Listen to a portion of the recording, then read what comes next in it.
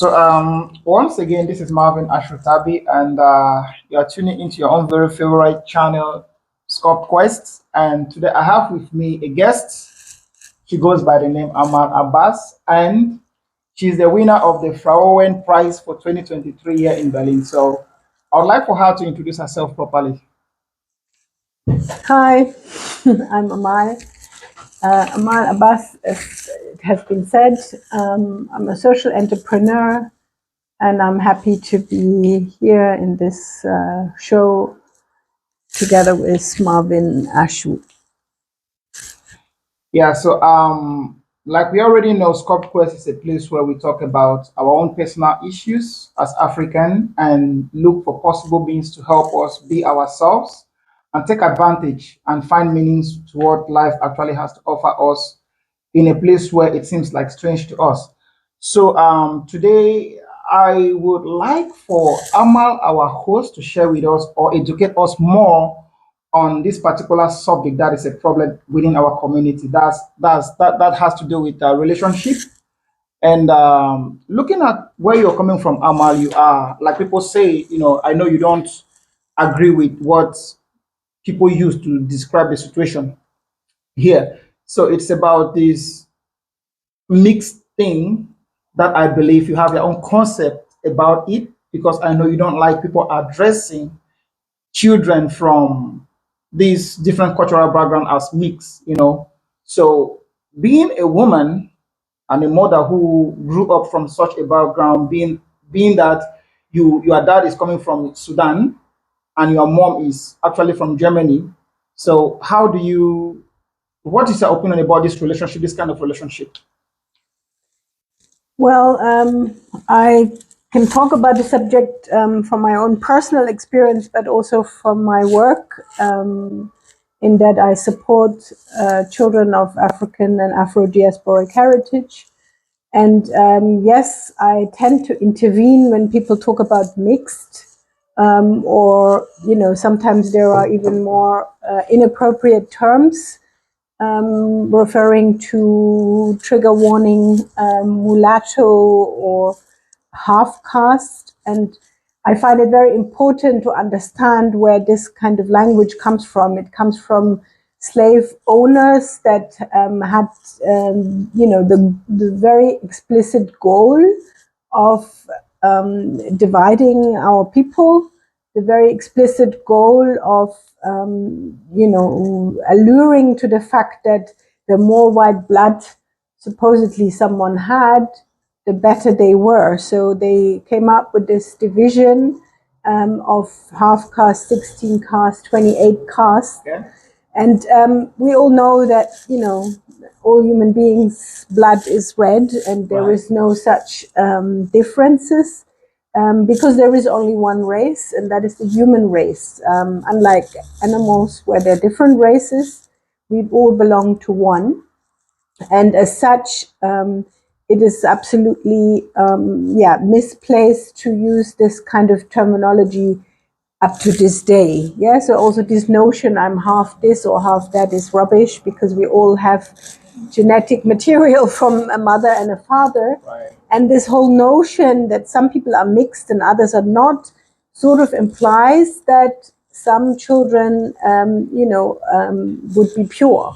But that's also nonsense, because I think there are no human beings who are pure anything. That comes from this sort of idea of the Nazis who were talking about the Aryan race. But these days we can do gene tests and we see that our genetic makeup, comes from many, many different parts of the world. And my my daughter did recently made a gene test, and I see that parts of my ancestors are from the area of Morocco, Sudan, Benin. And in terms of my mother, because she's Jewish German, you see that Palestine, Israel, this kind of areas are represented in me. What does that mean? Yes, okay, I'm socialized here in Europe most of my life. I was born in Dresden in Germany, and of course it has shaped me. But when I go to Sudan. Obviously now there is the war and I'm unable to, but the times that I have been, I felt really a very great sense of home. And even Morocco, before I knew that it's part of my genetic heritage, I always said to people, you know, there are just some places you feel more at home than in others. So this is just, you know, my personal experience. Also, you know, understanding that within any African families there is variation of skin color due to this genetic variations. Some people are lighter, some darker. My father was darker skinned than, for example, his younger brother. Consequently, I have the same skin tone as many of my cousins, and you know, we can pass as sisters no problem. So what then makes us different? You know, I think that as in terms of who we are as people, I don't speak the language the way they do, and I'm not raised with you know, the beauty of mother and father being able to care for me my whole life, which of course are factors that affected me, and also one says that we learn through our mothers and fathers about relationships.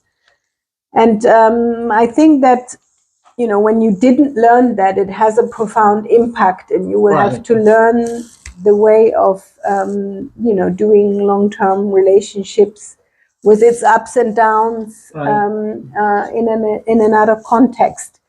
The other day, I spoke to one of the African Germans, you know, that was also doing activistic work in the 90s, 80s, 90s, slightly older than me.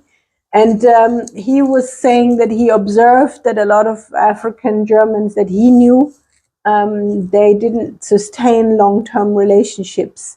There is the odd exception. And he heard that I was 19 years married. He was very shocked. He said, oh, well, you know, there's almost nobody that is that long committed. And actually hearing his observation, it made me kind of sad. But it is unfortunately also what I see very often in support of children with parents from different cultures, that to bridge those cultural difficulties is actually very, very difficult. Right. And because, you know, we need to learn the tools, and often we don't really have the chance to overcome these difficulties. Right. And then relationships are based on one assimilating to the other. Right. And long term, that's a very unhealthy, psychologically unhealthy, because you kind of give up part of who you are in order to kind of subdue yourself to the culture of another. The power difficulties of you know, Africans being in relationships with Europeans in Europe, I've seen many relationships crumble under this weight of white privilege. That even if you're trying to be critical of that, it's very challenging and difficult to sustain that kind of power difference that society expects and imposes to remain kind of an equal partnership. And that is also what I think is sort of my conclusion as to why my marriage, even after 19 years, couldn't you know, withhold that kind of tension. Right. And in the end, it's looking at different kinds of relationships. That's what I have to say to this subject. Okay. So I have one more question for you. The thing is, just like I would like to know, I believe that we have a lot of viewers out there who actually are in a relationship with Westerners. I'm talking about Africans. And they really like to know if the problem that comes with wanting to stay with a European has to do with cultural differences? Yes, I do think. I mean, it has to do with also this sense of power. You know, for example, I can give you an example out of my own sort of ex-marriage situation. Yes, so Right. I'm running an organization that I built, and I'm perfectly able to manage my affairs. And then there was a situation where there's a problem with the bank. And I call and I try and I do whatever I can and I cannot resolve that.